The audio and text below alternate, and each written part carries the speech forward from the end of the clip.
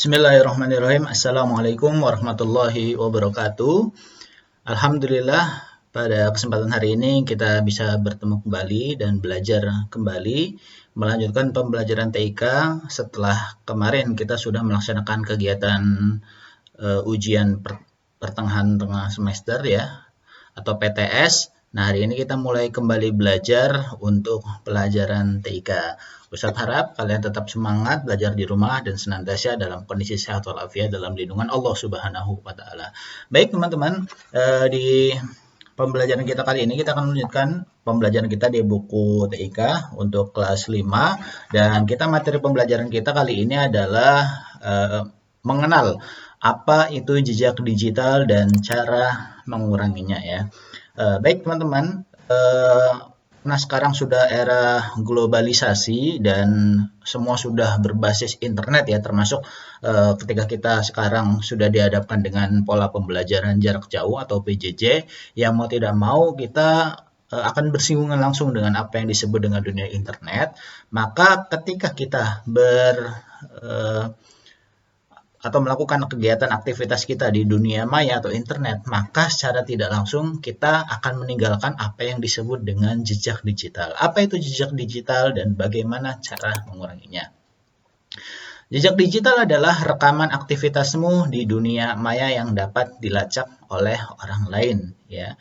Jadi ketika kita melakukan aktivitas di dunia maya atau internet, maka secara otomatis ya riwayat aktivitas kita yang kita laksanakan di internet, ketika kita mengunjungi sebuah website, ketika kita meninggalkan komentar, atau ketika kita memposting sesuatu, maka itu akan terekam dan menjadi sebuah jejak digital di internet yang bisa dilacak oleh orang lain ya. Kalian bisa juga melihat di buku kalian di halaman 47 ya untuk materi ini. Nah, jejak digital dapat membuka data-data penting termasuk kebiasaan atau sifat seseorang. Jejak digital dapat tercipta ketika kita berkomunikasi melalui telepon pintar atau smartphone, mengirim dan menerima email, ya, mengirim post atau berkomentar di media sosial, menggunakan GPS, dan ketika mengunggah atau mendownload foto atau video. Kenapa kita perlu mengenal apa yang disebut dengan jejak digital? Agar kita bisa lebih hati-hati dan bisa lebih menggunakan internet ini dengan baik dan bijak ya. Jadi pastikan teman-teman ketika akan mengirim sesuatu di internet, nah pastikan mengirimnya yang baik-baik dan positif ya. Jangan mengirim sesuatu yang tidak baik, yang itu nanti akan menjadi jejak digital kalian di internet, yang bisa dilacak dan bisa dilihat oleh orang lain, ya, termasuk orang tua kalian, termasuk guru-guru kalian, atau teman-teman kalian.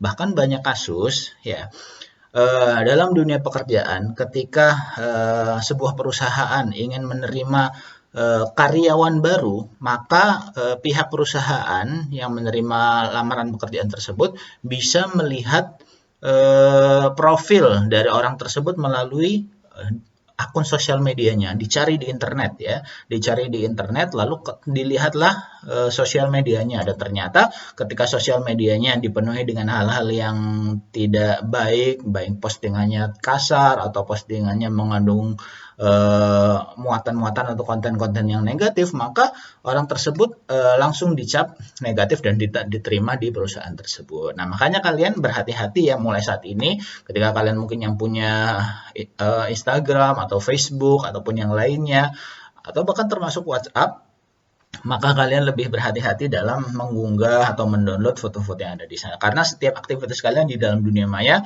itu akan tersimpan dalam bentuk jejak digital. Nah, jenis-jenis jejak digital itu ada dua macam. Ada yang disebut dengan jejak digital pasif, ya, yaitu jejak digital yang kita tinggalkan secara tidak sadar. Yaitu contoh alamat IP atau Internet Protocol Address atau IP address, lokasi kita berinternet dapat dilacak dari aplikasi dan lain-lain ya. Ini jejak digital pasif ya, yang secara tidak sadar ataupun tidak sengaja kita tinggalkan ya. Ya, misalkan kita sedang googling atau mencari mencari informasi di internet, maka ketika kita mengetikkan keyword atau kata kunci tertentu, maka histori atau riwayat pencarian tersebut juga akan tersimpan dan menjadi sebuah jejak digital. Nah, kemudian yang kedua adalah jejak digital aktif. Apa yang disebut dengan jejak digital aktif? Jejak digital yang kita tinggalkan secara sadar. Contoh, informasi yang kamu berikan ketika mengisi formulir di web. Ya, jadi ketika kita mengisi sebuah formulir di web, maka jejak tersebut atau informasi tersebut akan tersimpan dalam internet dan menjadi sebuah jejak digital yang disebut di sini lebih tepatnya adalah jejak digital aktif karena secara sadar kita tinggalkan info tersebut. Dan ketika misalkan kita mengirim email, membuat post di media sosial seperti Facebook dan Instagram, menulis blog, ya, serta mengunggah foto atau video. Nah, ini adalah yang termasuk kategori jejak digital aktif. Jadi ketika kalian misalkan punya akun Instagram, kemudian kalian memposting atau mengupload foto atau video kalian, maka itu yang kalian tinggalkan adalah jejak digital aktif. Ya. Kemudian, bagaimana caranya untuk mengurangi jejak digital? Ya, karena ini sangat apa ya? Ya, kalau tidak kita manfaatkan dengan baik, ini akan berisiko menjadi sesuatu yang tidak baik di masa depan kita nanti. Karena jejak digital itu sangat susah untuk dihilangkan. Ya, makanya Ustadz menyarankan kepada kalian agar lebih berhati-hati setiap kali kalian akan memposting sesuatu. Nah, di sini kalian baca, jejak digital dapat merugikan pemiliknya jika disalahgunakan oleh orang-orang yang tidak bertanggung jawab. Ya, misalkan suatu saat nanti kalian apa namanya ingin, ya misalkan kalau kemarin sempat rame di pilpres ya, pemilihan presiden. Nah, itu biasanya banyak orang-orang yang mencari-cari kesalahan dengan mencari jejak digital seseorang. Ya, dicarilah jejak digitalnya yang nggak baik-baik lalu dipublikasikan ke khalayak ramai sehingga menurunkan atau menjadikan jelek citra orang tersebut di mata masyarakat umumnya. Ya, makanya kita perlu berhati-hati ketika menggunakan media sosial, berkomunikasi, menggunakan aplikasi pesan, serta mengunjungi blog atau website. Semua jejak digitalmu akan terekam di sebuah media penyimpanan dan sulit dihapuskan.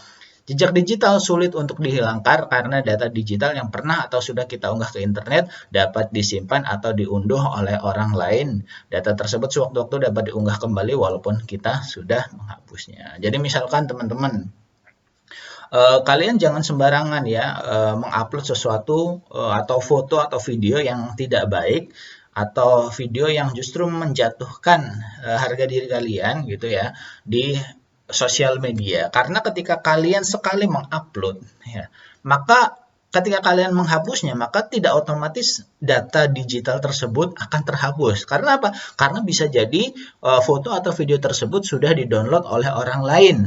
Ya, dan orang tersebut bisa mengupload kembali ya ke internet foto atau video kalian di masa-masa yang akan datang yang mereka inginkan, yang justru mungkin niatnya tidak baik. Ya, makanya kalian harus hati-hati dengan jejak digital tersebut. Nah, bagaimana cara agar jejak digital yang kamu punya tidak merugikan dirimu sendiri? Yang pertama adalah gunakanlah media sosial atau internet secara bijak dan untuk hal-hal yang baik dan berguna. Ingat, gunakan media sosial dan internet secara bijak dan untuk hal-hal yang baik dan berguna. Kemudian yang kedua, pastikan konten yang kamu upload tidak merugikan dirimu dan orang lain. Ya, jangan menjatuhkan harga diri orang lain dengan kamu membuat konten yang menjelek-jelekan orang lain. Karena ini bisa terjerat juga dengan Undang-Undang Informasi dan Teknologi ya atau Undang-Undang ITE. Ya, bisa berurusan dengan ranah hukum nanti. Kemudian pastikan interaksi mode internet seperti komen, like, dan aktivitas lain bersifat positif. Jadi jangan suka menghujat atau memberikan komen-komen negatif di internet ya, di YouTube ataupun yang lainnya. Karena itu akan meninggalkan jejak digital kalian juga. Selalu ingat bahwa akan banyak orang yang bisa melihat konten dan interaksimu di internet, termasuk orang tua, guru, dan teman, dan orang lain yang tidak kamu kenal. Jadi ketika kita memposting sesuatu, termasuk di dalamnya status WhatsApp ya, maka yang perlu kalian sadari adalah di situ konten-konten yang kalian posting itu akan bisa dilihat oleh banyak orang, termasuk orang tua, guru, teman, dan orang lain yang mungkin tidak kamu kenal. Nah, kemudian untuk menjaga keamanan akun-akun kita, maka buatlah kata sandi atau password yang kuat dan mudah diingat. Dan yang berikutnya adalah hanya menginstal dan mengunduh aplikasi dari sumber resmi, bukan situs gelap atau bajakan. Kemudian jangan lupa juga untuk selalu mengupdate atau memperbaharui perangkat lunak atau antivirus agar kita terhindar dari virus-virus yang dapat merusak perangkat komputer kita. Dan yang berikutnya, menghapus program dan media sosial yang lama tidak terpakai. Jadi kalau kalian sudah punya media sosial dan sudah jarang kepakai, bahkan sudah kalian nggak pakai lagi, maka saran Ustadz, kalian hapus saja akun sosial media tersebut, karena bisa jadi akun tersebut kalau lama tidak dipakai akan dibajak oleh orang lain dan digunakan oleh orang lain untuk menipu orang-orang yang mereka inginkan, ya. Yang terakhir adalah istilah-istilah yang berkaitan dengan jejak digital. Ada yang disebut dengan browser history, yaitu daftar semua situs yang pernah kamu kunjungi ketika menggunakan web browser. Misalkan kalian mengunjungi sebuah web tertentu dengan menggunakan web browser, atau seperti Mozilla Firefox atau Google Chrome atau Opera Mini ya misalkan ya, maka setiap pencarian kalian itu akan tercatat dalam browser history, ya. Kemudian yang berikutnya adalah cookies. Apa yang disebut cookies? Ini cookies bukan kue ya. Cookies itu adalah berkas untuk menampung data sederhana berisi kebiasaan seseorang saat menggunakan web browser, ya. Jadi ketika kalian misalkan bagi kalian yang misalkan suka mencari informasi tentang olahraga, maka biasanya ketika kalian membuka aplikasi-aplikasi tertentu itu biasanya banyak iklan-iklan juga yang berkaitan dengan olahraga, karena di sini akan merekam kebiasaan seseorang saat menggunakan web browser. Yang suka mencari-cari informasi tentang misalkan makanan ya, maka nanti biasanya akan mendapatkan banyak-banyak iklan ataupun referensi-referensi website yang berkaitan dengan makanan sesuai dengan kebiasaan seseorang saat menggunakan web browser. Kemudian yang berikutnya apa yang disebut dengan public post atau postingan publik, pesan atau komentar yang dapat dilihat dan dibaca oleh semua orang. Ya, ketika kita menulis status atau membuat feed dalam Instagram atau membuat Instastory dan lain-lainnya, itu maka masuk kategori public post. Kemudian ada juga yang disebut dengan geotagging, yaitu menandai lokasi keberadaan seseorang pada foto atau post yang dikirimkan ke internet. Biasa disebut juga dengan hashtag ya teman-teman ya, hashtag atau tanda pagar ya. Itu geotagging. Kemudian ada foto metadata, yaitu informasi tersembunyi dalam sebuah foto seperti tanggal dan lokasi pengambilan foto serta nama pemilik foto tersebut ya. Baik, itu saja mungkin teman-teman yang dapat Ustadz informasikan pada pembelajaran kita kali ini tentang jejak digital dan cara menguranginya. Ya, Ustadz berharap agar kalian lebih bijak lagi dalam menggunakan positif ini secara sehat dan baik ya, agar kalian meninggalkan jejak digital di dunia maya itu jejak digital yang positif. Jangan sampai kalian meninggalkan jejak digital yang negatif di dalam internet, karena hal tersebut bisa mempengaruhi atau berdampak buruk pada kalian di masa yang akan datang. Terima kasih, semoga ilmu yang Ustadz sampaikan bermanfaat bagi kalian. Wabillahi taufiq wal hidayah, walafu minkum, wassalamualaikum warahmatullahi wabarakatuh.